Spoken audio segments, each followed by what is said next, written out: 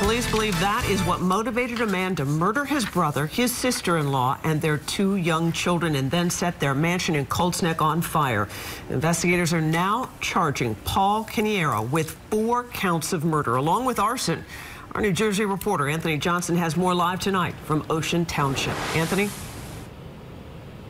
Well, Diana, the neighbors of Paul Caneiro cannot believe these charges and these allegations. They say they saw no signs of any financial difficulty and can't believe that Paul Caneiro would resort to murder.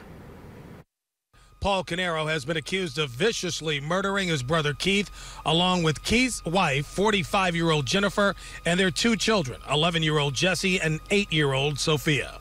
We allege that the defendant repeatedly shot and killed his brother while he was outside of the side of his home, and then moved to murder the rest of the family inside the home.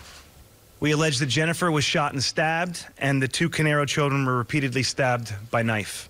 Authorities believe Paul killed his brother and entire family in Colts Neck. In the meantime, Paul returned home to set a second fire in Ocean Township to cover his crimes. And ATF has further determined that the origin of the Colts Neck fire was in the basement, and the origin of the Ocean Township fire was 2 exterior locations at each end of the house in Ocean Township. The chilling details of this family tragedy were unveiled by the Monmouth County prosecutor, who admits the level of violence is troubling. This one is the most brutal case that I've seen in my experience here. The brothers owned businesses in Asbury Park above a small boutique eatery. Authorities believe the motive for the crime was money. We believe that the defendant's motive was financial in nature.